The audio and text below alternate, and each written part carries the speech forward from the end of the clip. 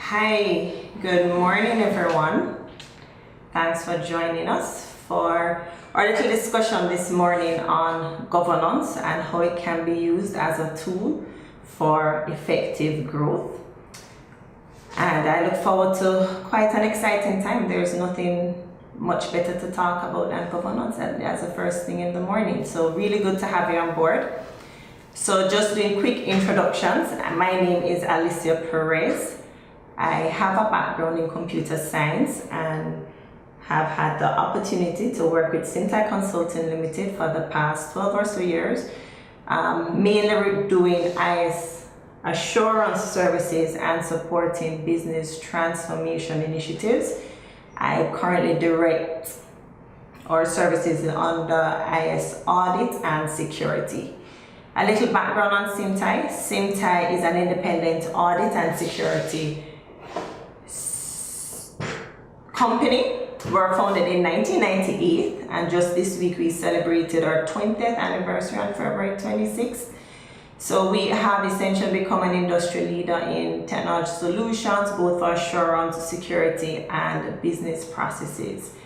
Our main services lie in three domains: business assurance services, which looks at business process reengineering; IS audit and assurance services, which look at assessing IS systems to ensure that they adequately support our business processes; and of course the ever relevant IS security services, looking at how well protected we are against cyber attack.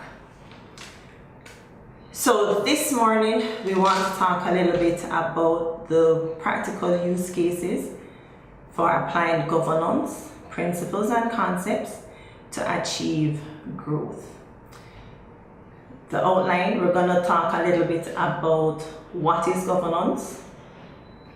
We're going to put governance in context. We're going to look at the pillars that support good governance, and then we're going to examine a use case for growth. Then we're going to conclude and then accept all questions that you may have, and we can have a little discussion around your queries.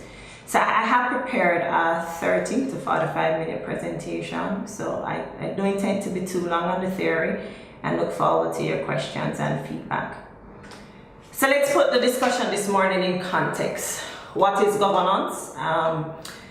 There are two fairly good definitions in the field now. One, coming from the International Framework for Good Governance for the Public Sector, which pretty much says that governance comprises arrangements put in place to ensure that intended outcomes for stakeholders are defined and achieved. Then ISAC, in its COBIT 5 framework, kind of breaks that down for us a little better and expanded on it to say that it ensures that stakeholders' needs and conditions are evaluated, and that it's balanced, and therefore we can now define what the enterprise objectives are that we're trying to achieve. We can have good direction through prioritized initiatives and effective decision making, and then monitoring our performance to ensure that we're on track to meet those objectives and any compliance requirements are being effectively met.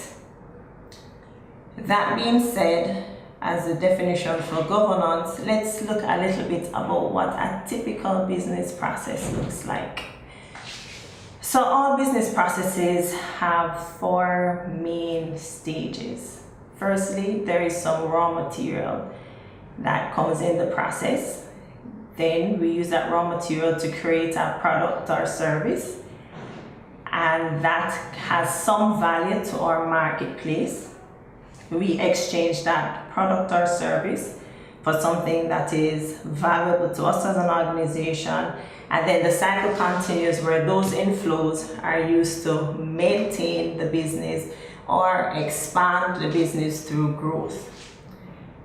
That's a very simplified process for any business process, anything that has a particular target that we're trying to achieve. Let's put the questions, the governance questions, right beside that diagram now. Governance is concerned with what must be achieved, and why is it so important that we achieve it? Who is responsible for ensuring that we achieve it? How much risk are we willing to undertake in pursuit of our goals? And what are the resourcing requirements? How are we going to make sure that we achieve what we've set out to do? How do we ensure that we will realize benefits? And how do we ensure that there's transparency or visibility to our stakeholders in terms of what occurs during execution of our operational processes in the pursuit of our strategic objectives? And this is pretty much how it maps back to our very simplified business process. What must be achieved goes back to the end state. All our operational activities are concerned with determining who is responsible, managing our risk on a daily basis, and ensuring that we have adequate resources to execute on our initiatives. Then, when we finally have a product that can go to market, how do we ensure that when we exchange that product for what we consider to be value, that we are achieving our value objectives? And then here, there is transparency as it relates to reporting in terms of how all our operational objectives have been met in a sequential way. We're going to look at each of the 5 areas, the 5 questions that we spoke about just a while ago. What are we trying to achieve, and why are we trying to achieve it?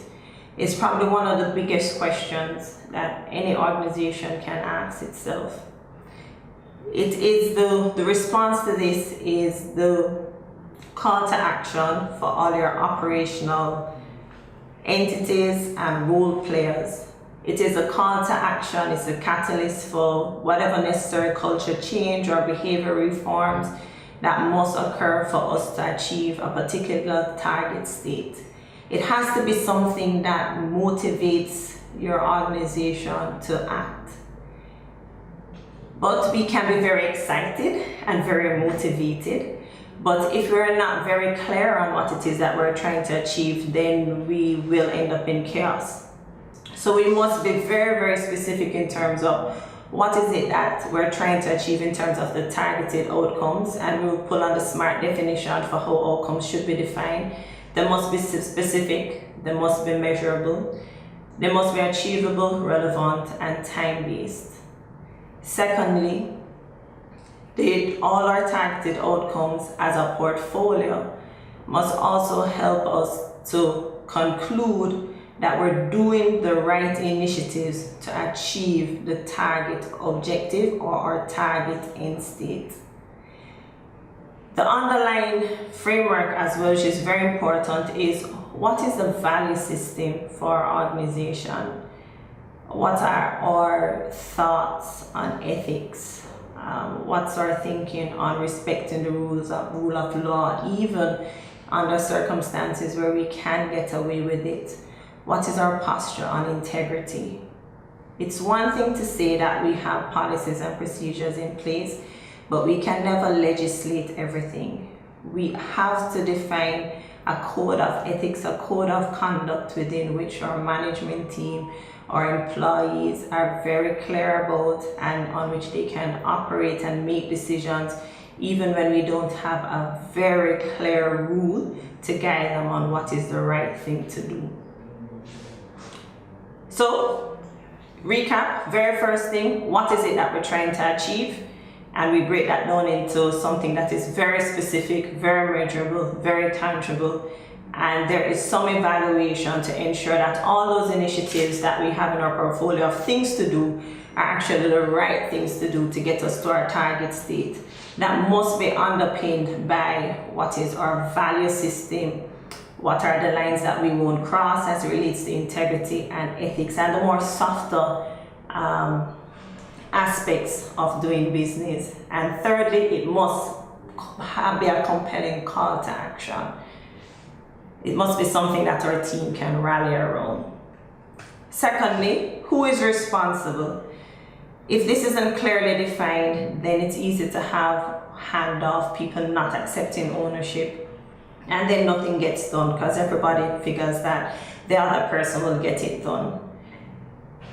To the middle of the slide, I have outlined the 4 main bodies or organizational structures. We typically have a board.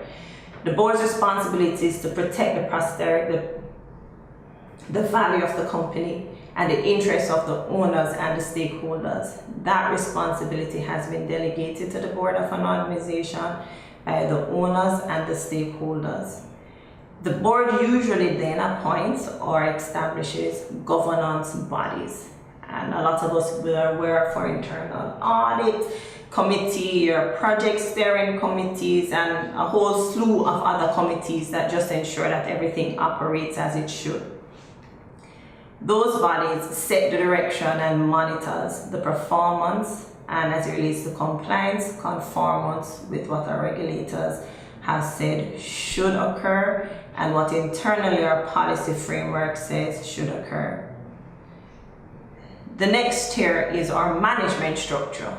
Management is concerned with ensuring that whatever directives they get from our owners, through the board, through our governance bodies, that they instruct the operational arm of the organization such that we can meet our strategic objectives. And then of course, the whole operational structure of the organization takes the process from there. You have your supervisor, your junior staff, and the tier continues. One of the most important things to note is that this structure only works if we have a good framework for accountability. If no one is held accountable for the task and the responsibilities assigned to them, nothing gets done and we really will not end up at target state. So it is possible, and we've seen it in practice, where you have the perfect structure. It is a textbook representation of what should exist. But yet the incremental value gains for the organization is lost because nobody is being held accountable for what should be done. Then the third question, or the third tenet, is around risk optimization and resource optimization. In anything that we do in life, there is always an element of risk in the pursuit of that objective. The role of governance is to ensure that as an organization we have agreed on what is the optimum level of risk that we will undertake in meeting our strategic goals. Optimum means that we will not be too conservative. Too conservative means that we will not be achieving at the velocity that we'd like to. And if we are above our risk tolerance, our stakeholders will not be too happy, because then that means that in the pursuit of additional gain, we may not be able to maintain the value that we currently have. So at the get-go, we outline what is the optimum level of risk. Then secondly, a monitoring mechanism must be in place to ensure that as we take on new initiatives, as we change the program portfolio of initiatives, that we're still operating within that optimum level. And where you have a very conservative senior team, you may need to have that champion to push to say, let's be more aggressive in terms of the risk we undertake, if we're gonna stay competitive, if we're gonna keep on cutting edge, if we're gonna meet our strategic objectives. Remember, at the end of the day, the objective is not a green audit report, it's the creation of value such that our risk exposure is within the tolerance levels defined by our stakeholders. And then the second part to this is resource optimization.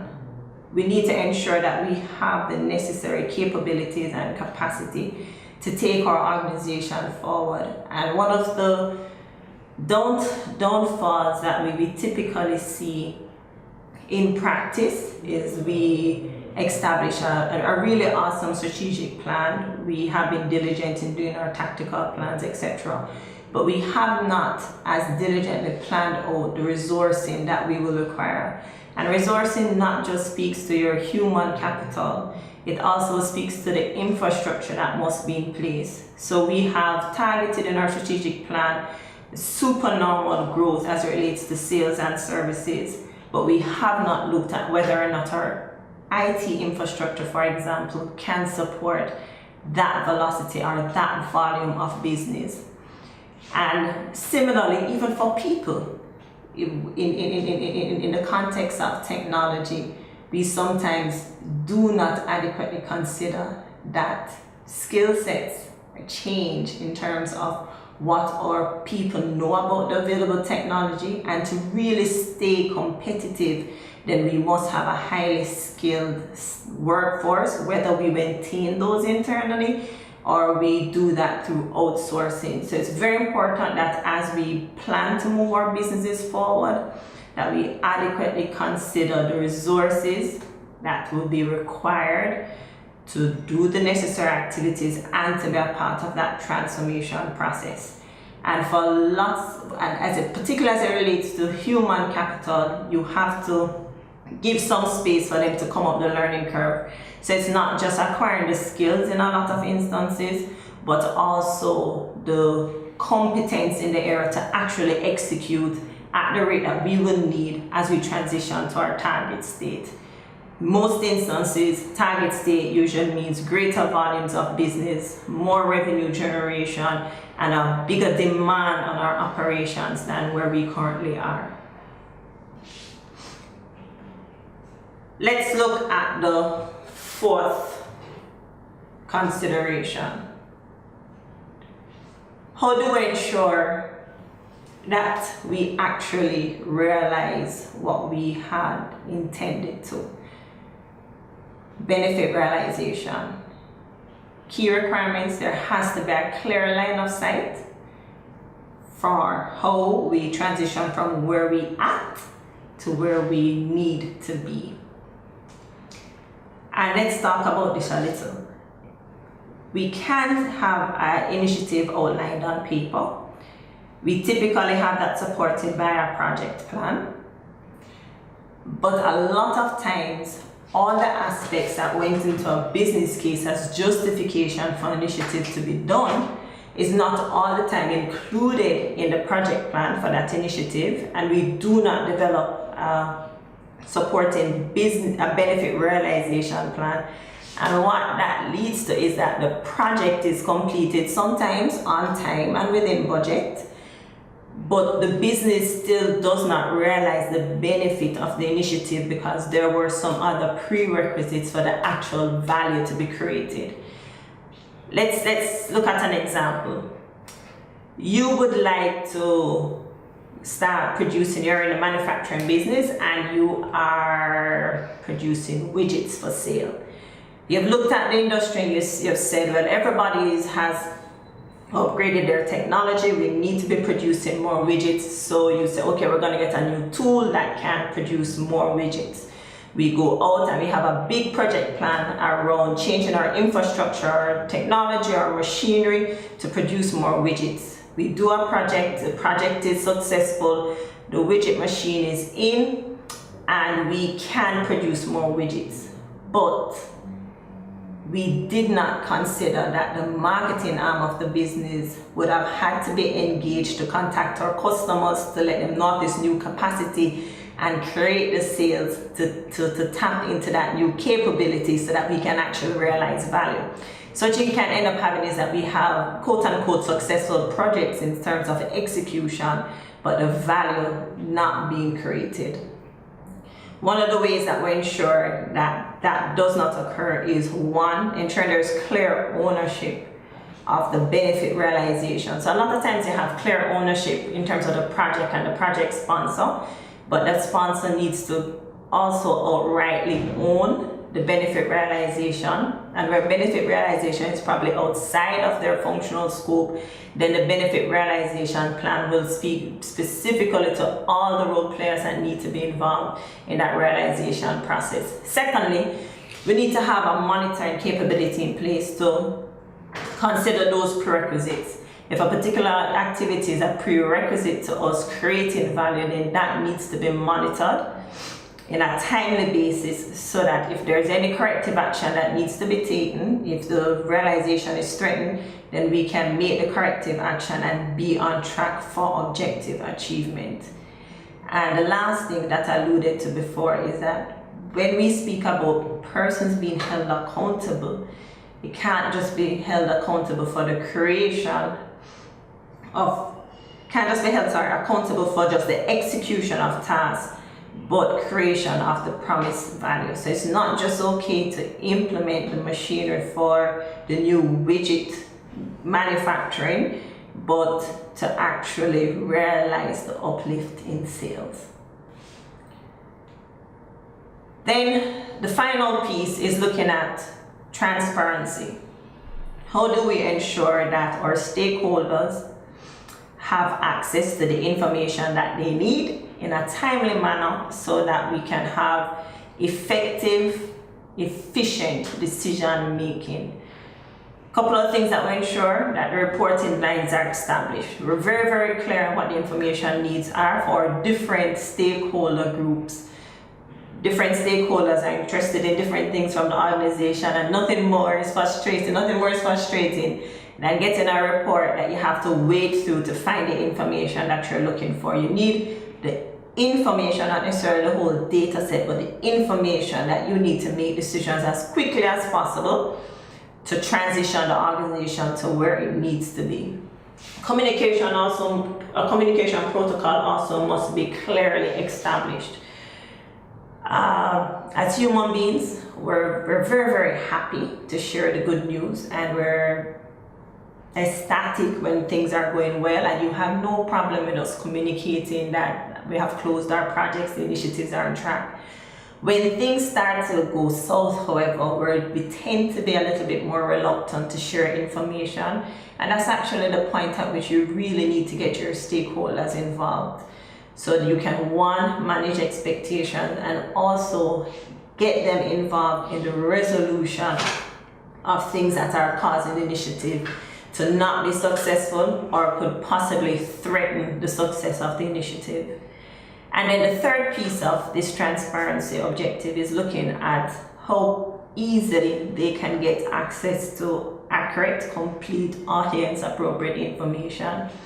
And with the advent of, we have a lot of analytic tools that's looking at data. Dashboards are the trend, because usually in legacy environments, by the time I wait on you to prepare the report, review the report, fix the report, format the report, put in your images and pictures, and spell check it, so much time has elapsed that as a decision maker I'm at a disadvantage. So the pace at which I can get accurate information that can inform the decision making process quickly, that is actually a competitive advantage in businesses. So dashboards, very, very important. Give me what I need to know as soon as I need to know it, and with minimum human intervention. Once we have any kind of manual activities in the reporting process, then the risk of errors, etc., increases, and that's gonna impact the level of confidence that the stakeholders have in the reports that they're reviewing. So we've pretty much covered the 5 areas of governance, 5 main pillars of governance. So we're gonna look now at growth. Growth can be simply defined as a gradual movement towards an agreed mature or optimal state. Whether you're doing that incrementally or you're doing through a transformation, meaning you're going at a much greater velocity in terms of movement, it still speaks to a continuous improvement to a particular optimal state. And most persons in business, if not all, are in the business for growth and for value creation and benefit realization. And these are just some of the typical growth complaints that I have seen, and probably you can relate to. 1, the team is doing a lot of hard work. we are working long hours, overtime, we get to work early, we leave late to work through lunch. We are producing, we are ticking off things from our task list, but for some reason the bottom line is not being impacted and the stakeholders are not happy. Another symptom, we have projects that are constantly delayed and the workload is overwhelming.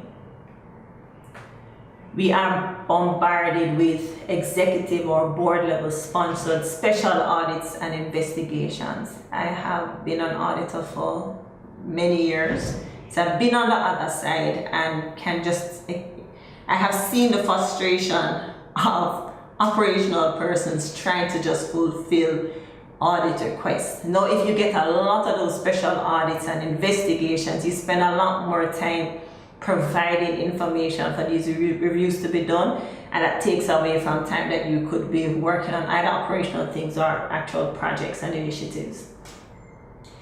Then we have a scenario, so this is another scenario where we have all the artifacts of good governance in place. We have a policy framework, our policies are well documented, we have strategy documents.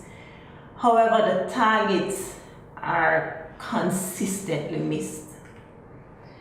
And then a fifth scenario that we typically see is where there are great ideas. When we go to the strategic planning retreat, we have absolutely fantastic ideas. But by the time we go through the approval process, we have lost the competitive advantage. So we were the first ones, as it would seem, to have thought about it.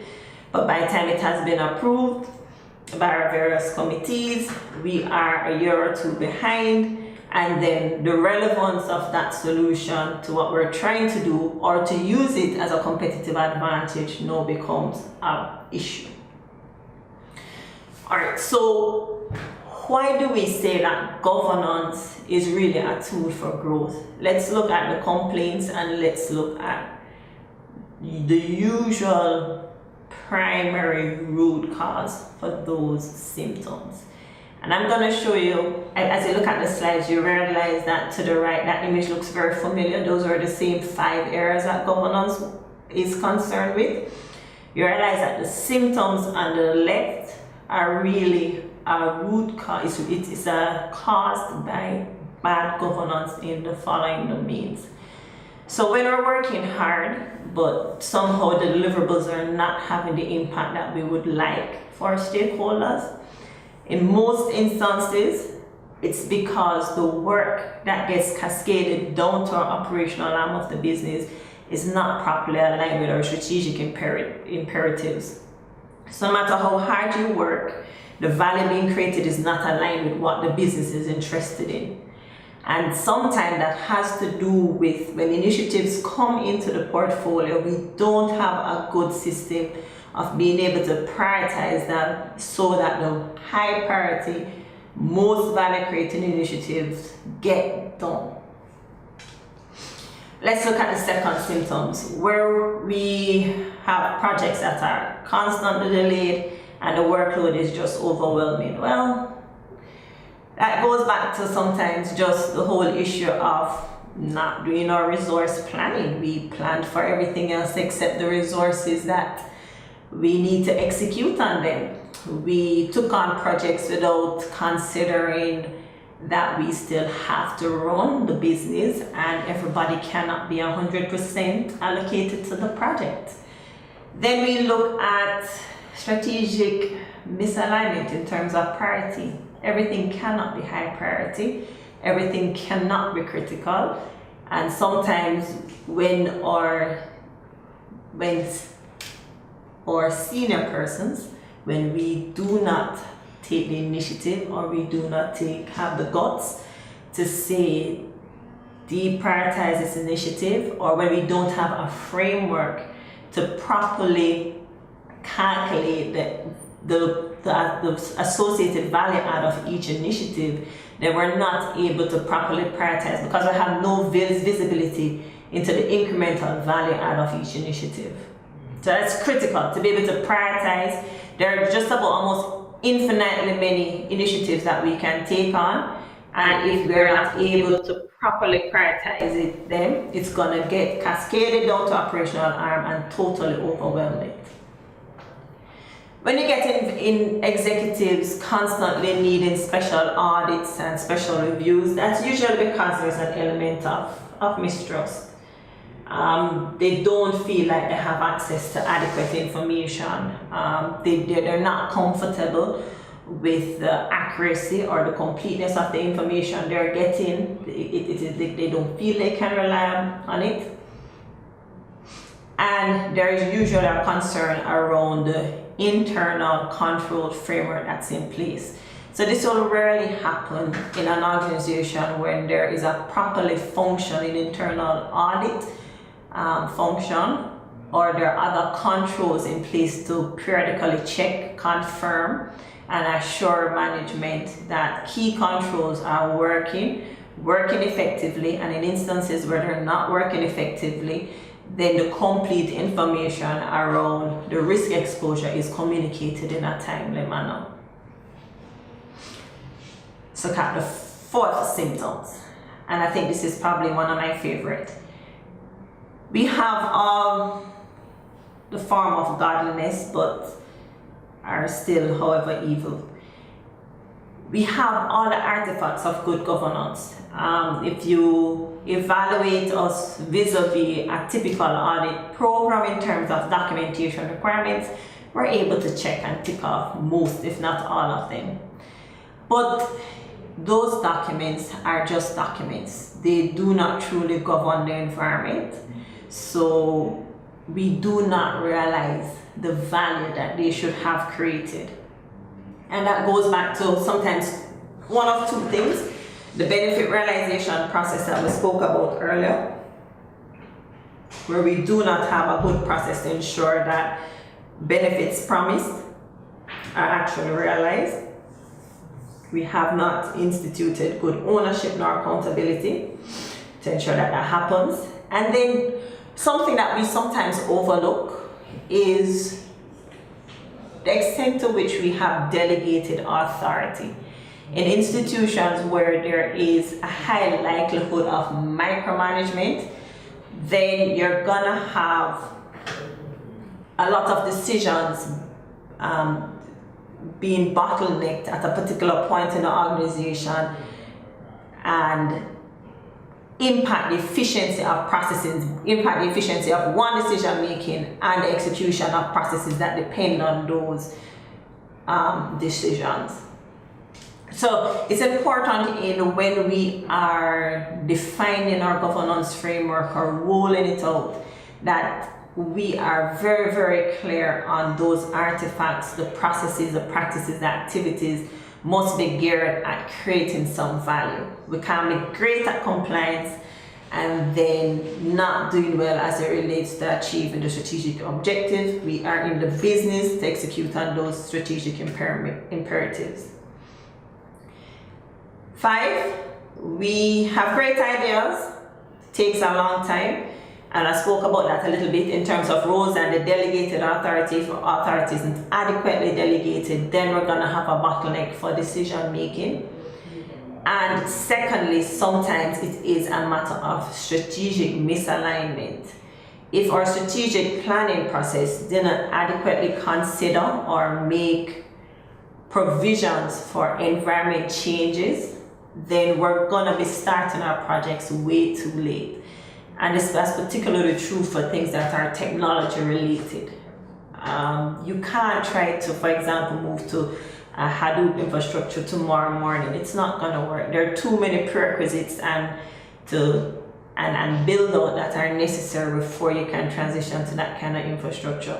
So the robustness of the strategic planning is critical to ensure that we have the right mix of initiatives, and we're not saying that we can see clearly into the future, but you have an idea of things that we need to be aware of, things that could change, and have them considered, have the research and development work done around it until we're at a place where we can actually take it on as a full initiative. So, in closing, We started by saying that governance ensures that the target is clear. We have an adequate infrastructure in place to sustain a continuous movement towards a target state, i.e. growth. So we can conclude, and you can probably think of some organizations that had very, very limited governance arrangements in place, and yeah, they've made quite a bit of money. But if you watch those organizations for a long period of time, after for example, the primary person has died or it has to change ownership, realize that the growth velocity falls off dramatically. And that's because we did not, in those instances, create an ecosystem that would sustain growth. So while growth is possible without good governance creates the ecosystem for sustainable growth. That's where we get assurance that in the foreseeable future, our organization will continue to do well, will continue to grow. There's one last point I'd like to make. Given what we have discussed about governance, you realize that it's a pretty wide framework that can be applied to anything. So whether you're a corporate organization, large with hundreds of employees, thousands of employees, or you are a small organization, you are probably a society or an NGO that really is not, your motivation is not financial gain, the value creator for a particular set of stakeholders, the principles still apply. It's applied even in our personal lives, with our personal goals, where we know what do we want to achieve, what are the capabilities that we must put in place to achieve those objectives, and how do we periodically monitor our progress to make sure that one, we're on track to achieve target state, and in the event that we're not, then we can put in corrective action. It's what we do when we sign up for the gym on January 1st of each year, and we monitor to see whether or not we're making progress. And what we're lots of time missing in that scenario is an accountability framework when we fall off by February. For someone to say, no, you committed to do this, let's stay on track towards end state. So that's my presentation this morning. Thanks for staying with me to the last slide, and I'm going to open up the floor now for anybody who might have any questions or theories in terms of what was shared this morning. All right, and while you probably contemplate your question, there is one other thing that I want to point out. It's always good to have a good partner as you try to develop your governance framework and to roll it out. Somebody who has done it before and will allow you to level the learning curve for you to achieve target stage. Okay, so we do have a question here. It says, as the business evolves, whether through the various maturity stages or changes in the market, competition, regulation, etc., corporate governance model policies will need to be revised. What are some of the triggers of how often this should be done? So a rule of thumb, Karine, thanks for the question, is policies should be reviewed at least on an annual basis. There are, however, some triggers. So if there is any significant change to the business model, if there's an acquisition, if you have divested of some asset, anything that will change the operating model, then we need to look back at what we had implemented as governance for the organization. So at least annually, we need to review our control framework and our policy framework, etc. But anything that significantly alters our business model should trigger a review of what we do. And that could be even something like a restructuring as it relates to an HR project, restructuring of the organization. We definitely need to look back at it because that impacts or how we have defined roles and responsibilities in our organizations, and how we have also delegated authorities. Those positions may not exist after the restructure. Alright, let's take this other one. If there are activities and individuals already in a place and you have been assigned the responsibility to ensure corporate governance, that all corporate governance occurs, what do you estimate is the average time for learning curve? Alright, good question. So you say if you have been charged with the responsibility for corporate governance, the person who was assigned previously, if I understand the question, is no longer doing it, and you are now responsible, how long? Okay, is a learning curve. So typically you're going to focus on which one of the 5 areas are most critical. So you don't need to learn everything one time. You don't need to become an expert overnight. You can gradually reach that place. But you always want to look at the processes that create value. So your benefit realization, have a very good appreciation for your project portfolio. What are the big initiatives for the organization? Look at the strategic plan, what's important to your stakeholders, and then hawkishly review those projects that were earmarked to deliver your strategic value.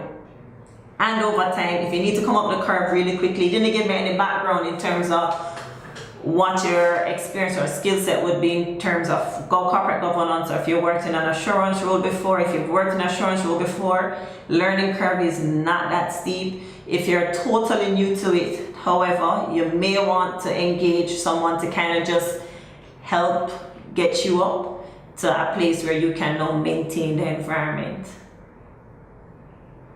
And then Kenisha is asking, could the revision, and I'm assuming this is in Kareem's question, if the revision could be conducted after the period of an organization strat plan, say 5 years. 5 years is a long time now, Kenisha. As a matter of fact, very few companies are doing 5-year strategic plans because the environment changes so quickly. A lot of what we do now in business is heavily reliant on the technology. Technology is changing every couple months. So wouldn't wait 5 years. If you do it annually, then the overhead to get it done is lighter. So the recommendation is at least annually, just have a look over it. And if you maintain it consistently, then you'll never have to do a full refresh as if you wait for 5 years. By the time you wait for 5 years, the policy may not be relevant to the environment anymore and cannot adequately govern it. Yes, I agree with you. That's too long a time period.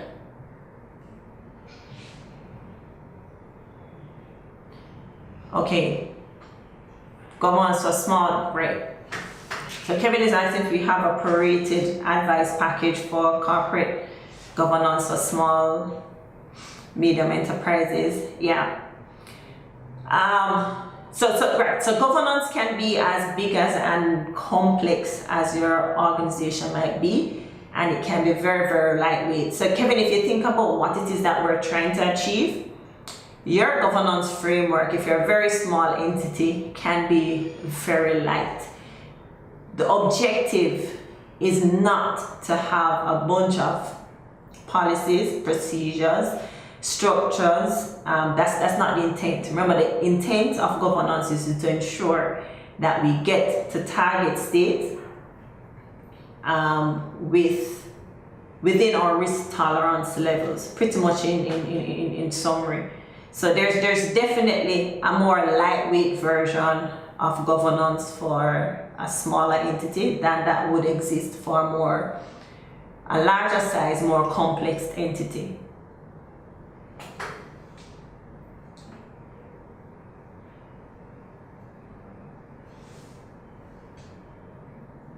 But the objectives are the same. Whether you're huge or it's just your commitment to go to the gym and lose some weight, the governance arrangement still applies. The concepts still apply. How it's implemented is how it's different. Particularly one of the key challenges we see and you will have to be mindful of for smaller entities is that they don't have as many bodies as a larger organization. So when you're trying to mitigate risk that would require segregation of duties, you're gonna have to be a little bit more creative. If you have an organization with 10 people doing an activity, it's easy to get segregation of duties. If you have an organization where there's only one person doing it, then you have to be a little bit more creative in terms of how you get the same end objective of managing that risk done. You're welcome, Kenisha.